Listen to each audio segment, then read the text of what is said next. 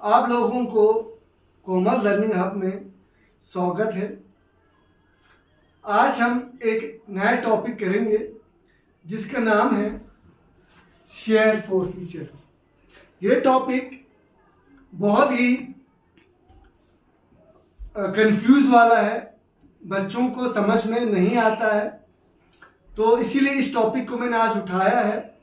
Board exam भी पास आ रहे हैं, तो ये जो शेयर फॉरफिट है इसको हम देखेंगे कैसे किया जाता है। ये one of the important topics हैं शेयर कैपिटल में या इश्यू ऑफ शेयर्स में, बहुत इंपॉर्टेंट टॉपिक है।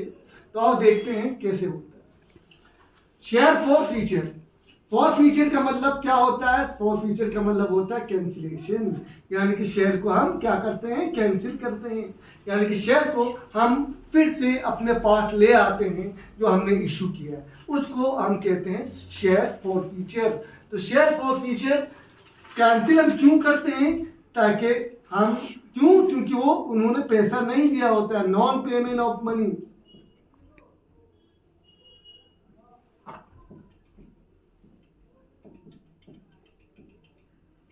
तो जब किसी ने पेमेंट नहीं किया होता है तो हम उसका शेयर फॉरफीट कर देते हैं। बड़े टाइम के बाद, मांगने के बाद, कॉल करने के बावजूद अगर वो पैसे नहीं दें तो हम शेयर फॉरफीट करते हैं। शेयर फॉरफीट के क्या मतलब है? कैंसिलेशन। और कैंसिलेशन क्यों करते हैं? क्योंकि वो हमारा पेमेंट नहीं दिया होता, उसने कॉल पे कोई पैसा नहीं दिया होता है। फॉर एग्जाम्पल, अगर शेयर एप्लीकेशन पे 2 रुपया था, शेयर अलॉटमेंट पे 3 रुपया था, शेयर फर्स्ट कॉल पे 2 रुपीज थे, इस तरह हमारा अलॉटमेंट के पैसे थे, और फर्स्ट कॉल पे शेयर फर्स्ट कॉल पे 3 रुपीज थे। तो समझ लो उसने ये वाला पैसा हमने मांगा दे दिया, ये वाला भी दे दिया। समझ लो फर्स्ट कॉल नहीं दिया, तो नहीं दिया तो हमने बड़ा उससे मांगा, बड़ा उससे कॉल किया, पर उसने दिया नहीं। तो हम क्या करते हैं? उसका शेयर को कैंसिल करते हैं, उसका शेयर को हम अपने वापस फिर से ले लेते हैं। उसी को हम कहते हैं शेयर फॉरफीचर। तो आप देखते हैं इसका एंट्री कैसे होता है।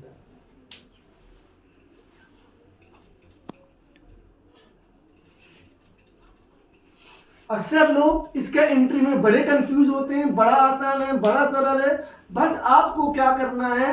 कॉन्सेप्ट समझना है। एक बार आपको कॉन्सेप्ट आ गया तो शेयर फॉरफीचर आपके लिए कुछ भी नहीं है। आओ देखते हैं।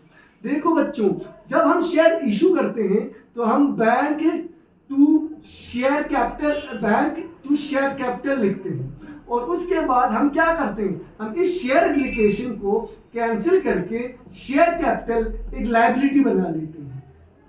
ठीक है? तो हमें क्या करना है? जब हम फॉरफीचर कर रहे हैं, जब हम इशू करते हैं तो एक लायबिलिटी बनाते हैं। इशू मतलब हम जब उसको देते हैं, अब हम उससे वापस ले रहे हैं, तो हमारा लायबिलिटी क्या हो जाएगा? कैंसिल हो जाएगा। जो हमारी जो शेयर कैपिटल है, अब वो हमारा कोई लायबिलिटी नहीं होगा। क्यों नहीं होगा? क्योंकि हमने उससे शेयर वापस ले लिए हैं। तो इसका एंट्री हम लोग रिवर्स कर देंगे। अकाउंट्स में क्या होता है? अगर आपने डेबिट किया, क्रेडिट कर दो तो कैंसिल हो जाता है। यहाँ पे क्रेडिट है, तो अगर आप डेबिट कर दोगे तो एंट्री क्या हो जाएगा? कैंसिल हो जाएगा। तो फॉरफीचर हम कर रहे हैं, तो इसमें हम क्या करेंगे? शेयर कैपिटल जो हमने पहले लायबिलिटी बनाई थी इशू समय, इसको हम क्या करेंगे? कैंसिल करेंगे। इसको हम कहाँ लिखेंगे? डेबिट में लिखेंगे। ये हमारा शेयर फॉरफीचर का पहला केस क्या है? शेयर कैपिटल को डेबिट करना। क्यों डेबिट कर रहे हैं? क्योंकि हम अपने लायबिलिटी को कैंसिल कर। अगला क्या होता है बच्चे? अगला जो एंट्री होता है वो होता है शेयर फॉरफीट अकाउंट। क्या होता है बच्चे? Share forfeit account. अब ये क्यों लिखते हैं? इसमें शेयर कैपिटल में हम क्या लिखेंगे मैं अभी बताऊंगा आपको, बस ये बता रहा हूं ये डेबिट क्यों करते हैं। पहले ये सीख लो। डेबिट इसलिए करते हैं क्योंकि हमने पहले लायबिलिटी बनाया होता है, तो उसको कैंसिल करने के लिए हम इसको डेबिट करते हैं। क्यों कैंसिल कर रहे हैं? क्योंकि वो पैसे नहीं दे रहा है, तो हम उसके शेयर को खत्म नहीं कर रहे हैं, कैंसिल कर दे रहे हैं। शेयर को हम क्या कर रहे हैं बच्चे? कैंसिल कर रहे हैं। तो पहला एंट्री होकर शेयर कैपिटल को डेबिट कर दिया। उसके बाद शेयर फॉरफीटिंग, ये एक अकाउंट हमें क्रेडिट करना पड़ता है। ऐसे क्यों क्रेडिट करना पड़ता है?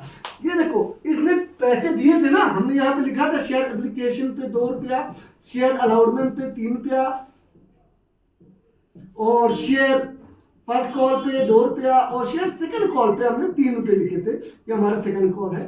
तो उसने ये दोनों दिए थे, तो जो हमें दिया है ना, अब हमें उसको वापस नहीं करना है, वो हमारे पास आ चुका है, उसको वापस नहीं करना है। तो उस अकाउंट को जो ऑलरेडी दिया होता है उसको हम शेयर फॉरफिट में लिख देते हैं। ऑलरेडी गिवन जो दिया होता है उसको हम कहाँ लिखते हैं बच्चे? शेयर फॉरफिट में लिखते हैं। तो जो नहीं दिया 2 रुपये और 3 रुपया, वो हम लिख देंगे कॉल्स इन एरियर्स में। कहाँ लिखेंगे बच्चे?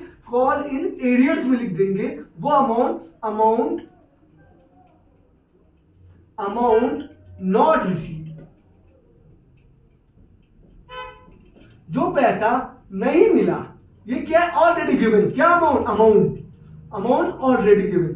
जो ऑलरेडी गिवन अमाउंट है वो हम शेयर फॉरफिट में लिख देंगे। जो नहीं दिया है वो हम लिख देंगे अमाउंट नॉट रिसीव्ड में। तो यानी कि हम यहाँ पे कितने लिखेंगे इस केस में? यहाँ पे हम लिखेंगे भाई उसने 5 रुपये दे दिए हैं तो हम 5 रुपये लिखेंगे। यहाँ पे उसने नहीं दिया था, तो ये भी नहीं दिया, ये भी नहीं दिया, तो यहाँ पे भी हम 5 लिखेंगे। शेयर कैपिटल के बाद आ गई। शेयर कैपिटल में हम जितना हमने उससे मांगा है, जितना हमने उनसे कॉल किया है वो लिखेंगे। हमने उनसे कितना मांगे? ये भी मांगा था, ये भी मांगा, ये भी मांगा, ये भी मांगा, इसलिए सारे नहीं दिए। तो इसलिए हम यहाँ पे क्या लिखते हैं? Called amount. क्या लिखेंगे बच्चे? Called amount. तो बस यही है बच्चे शॉर्ट फॉरफिट में। इसमें जितना हमने पैसा मांगा है वो लिखेंगे, इसमें हमें जितना उसने दिया है वो लिखेंगे, और कॉल इन एरियर्स में हम वो लिखेंगे जो हमें पैसा नहीं मिला। जो मिला शेयर फॉरफिट में, जो नहीं मिला वो कॉल इन एरियर्स में। और जो शेयर ये कैपिटल है उसमें जो मांगा है कंपनी, जितना उससे मांगा है, कॉल्ड अप किया है, वो हम शेयर कैपिटल में लिखेंगे। तो आज का हमारा टॉपिक क्या रहा था? शेयर फॉरफिट रहा था। और उसमें एंट्रीज हमने सीखे, ये क्यों डेबिट हुआ, कैंसिल की वजह से हुआ, ये अकाउंट क्यों खोले, क्योंकि ये मिला इसलिए हमने यहाँ पे लिख दिया, जो नहीं मिला वो कॉलम एरियर्स में लिख दिया।